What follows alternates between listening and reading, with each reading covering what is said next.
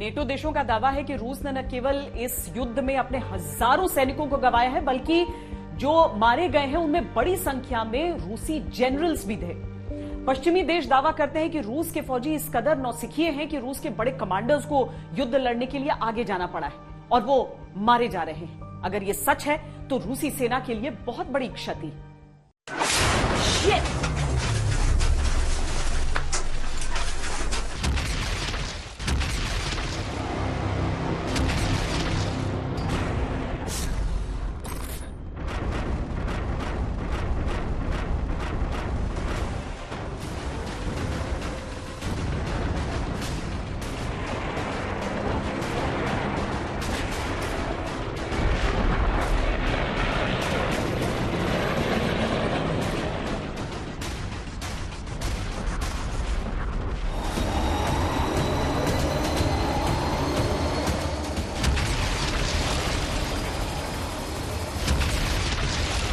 मैदानी जंग में फ्रंट लाइन पर जनरल्स का कोई काम नहीं होता।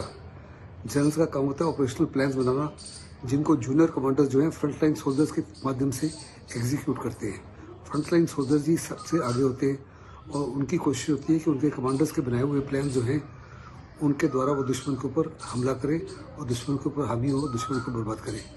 जहाँ तक जनरल्स का काम है, जनरल्स पीछे होते हैं, वो अपने हेडक्वार्टर्स में सारे इनपुट्स लेकर, सारे इंटेलिजेंस इनपुट्स लेकर ऑपरेशनल प्लान्स बनाते हैं, जिसके माध्यम से वो हर प्रकार से दुश्मन को क्रॉस कर सके। नेटो के मुताबिक यूक्रेन की सेना ने अब तक इस युद्ध में 7 रूसी जनरलों को मार गिराया है, जबकि रूस के मुताबिक उसने अभी तक सिर्फ एक बड़े अफसर मेजर जनरल आंद्रे सुखोवेत्स्की को ही इस जंग में खोया है। नेटो के मुताबिक लेफ्टिनेंट जनरल याकोव रिजांतसेव खेरसन के पास एक एयर स्ट्राइक में मारे गए। लेफ्टिनेंट जनरल आंद्रे मादविचेव भी इसी बेस पर एक एयर स्ट्राइक में मारे गए। 150वीं मोटराइज्ड राइफल डिवीजन के commander major general Oleg Mityaev Mariupol की लड़ाई में मारे गए। आजोव रेजिमेंट ने उनको मारने का दावा किया। 29वीं कंबाइंड आर्मी के major general Andrei Kolesnikov 11 March को युद्ध में मारे गए। 41वीं कंबाइंड आर्मी के chief of staff major general Vitaly Gerasimov 7 March को खार्कीव के बाहर मारे गए। 41वीं कंबाइंड आर्मी के deputy commander major general Andrei Sukhovetsky 3 March को एक स्नाइपर के निशाने से मारे गए। आमतौर पर पूरी की पूरी लड़ाई के दौरान मैक्सिमम 1 या 2 जनरल्स मारे जाते हैं। जहाँ तक यूक्रेन और रशिया की लड़ाई है, इसमें कहा जा रहा है कि 7 से 8 रशिया के जनरल जो हैं हताहत हो चुके हैं। ये बहुत बड़ा सेटबैक है।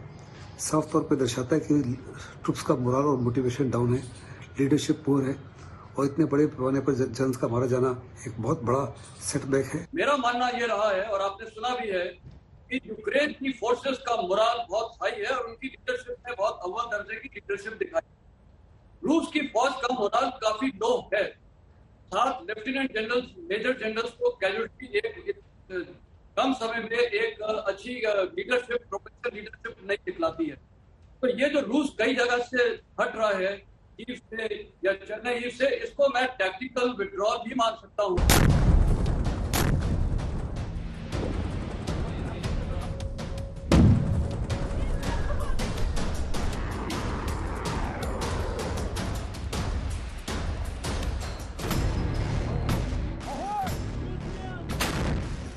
जानकारों के मुताबिक रूस इस जंग में अपने 20 बड़े अधिकारियों या जनरलों के साथ उतरा था।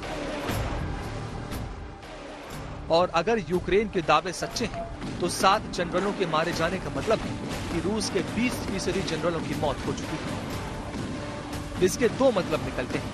पहला ये कि या तो ये जनरल गलत वक्त पर गलत जगह थे और लड़ाई में मारे गए, या फिर यूक्रेन की सेना चुन चुन कर रूसी सेना के बड़े अफसरों को ही टारगेट कर रही है। अगर ऐसा है तो ये रूस के लिए मनोबल तोड़ने वाला और यूक्रेन के लिए हौसला बढ़ाने वाला कदम है। लेकिन इन सब के बीच ही पुतिन का हमला लगातार जारी है।